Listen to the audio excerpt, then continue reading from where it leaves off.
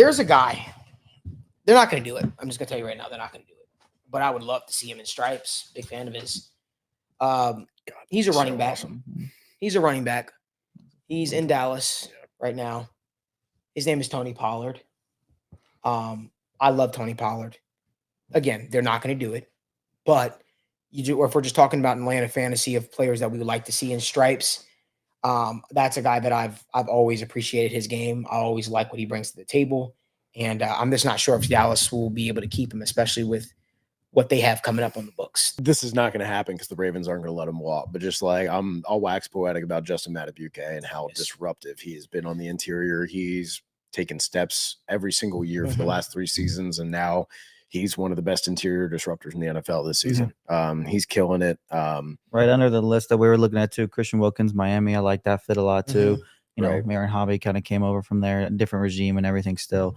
But again, Clemson guy too. You know, so great run defender, career highs this year in every pass rushing category. Like, so he's not just a run defender. He gives you that. Hypothetically speaking, I think you get like a maybe, let's say, $5 million discount. I don't even know if it's that steep between like T. Higgins and Michael Pittman. But like if Pittman just decided like, hey, like I've been kind of out here with the Colts, like playing around with all the ghost of Matt Ryan, the ghost of Phillip Rivers, Gardner Minshew. Like, he played with all those, didn't he?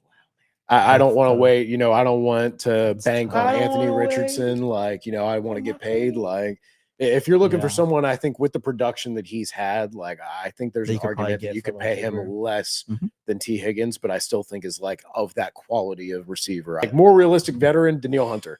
I would love Danielle Hunter on the edge. Just like, hey, rotate in, give you the Justin Houston treatment that they did in Baltimore, where, hey, you're going to play 13 snaps a game. When we think pass rush is coming out, and we just want you to go be a dog. Like 100% cool with that, man. Josh Allen from Jacksonville. I was looking at that. I thought about it. I would love it. Because I feel like he's still a guy that is underrated in some aspects. He has been a top 3 pass rusher this season. He has, period. Went to Kentucky. I went to Kentucky from my hometown, went to school with him, grew up with him. Why not? Why? I mean, Josh Allen, put him together with Trey, because I feel like you need to still do everything in your power to leave no stone unturned to upgrade the pass rush position. Chase Young still out there. I'm kind of in on that one. That's a guy that you can probably get for a little bit cheaper too. Hasn't had the best career, but he's a big dude, strong dude. You can probably move him around. I like the idea of Chase Young. Cincinnati loved Devin White coming out of the draft. Remember, I don't know if you guys remember, we were talking about, I remember Joe Goodberry was having the whole thing about it. They loved him coming out of the draft, and they were praying, and he obviously didn't fall to us. But you think about Duke Tobin and his guys. He always likes to go after the guys that he had high grades with coming out of the draft. Based on production and how the years went, you would consider a guy like Devin White to be a tier 3 free agent. But I think that the production can be upwards to a tier 2, tier 1 free agent. That's what I think. Yeah, it's just where you know, if you sign Devin White, like, are you playing him over these 100%. Guys? I'm sorry. I like Jermaine Pratt. I'm playing him over Jermaine Pratt though, 100%. Because Jermaine Pratt. It is fair to say that the first 3 or 4 seasons of Jermaine Pratt were not great, and he had a very fantastic year, contract year, a la Michael Johnson. And so far, I don't want to say he hasn't lived up to the contract because he took an under market deal, as did Logan Wilson. But at the same time, like, you're not seeing anything that you saw last season. And you do see the timely turnovers, but that just can only make up for so much. And guys, I'm not asking for Logan Wilson to run step for step with Christian McCaffrey or Jerick McKinnon out of the backfield in the flat. That's going to happen. But like, you can't get beat by Najee Harris consistently to the edge. You can't get beat by Mason fucking Rudolph to the edge. Think about the whole DJ Reader situation. If I'm being honest, you know, 2 major injuries in his time here. Gonna be 30 again. The Bengals don't typically go that route with the older guys, especially coming off of 2 major injuries again.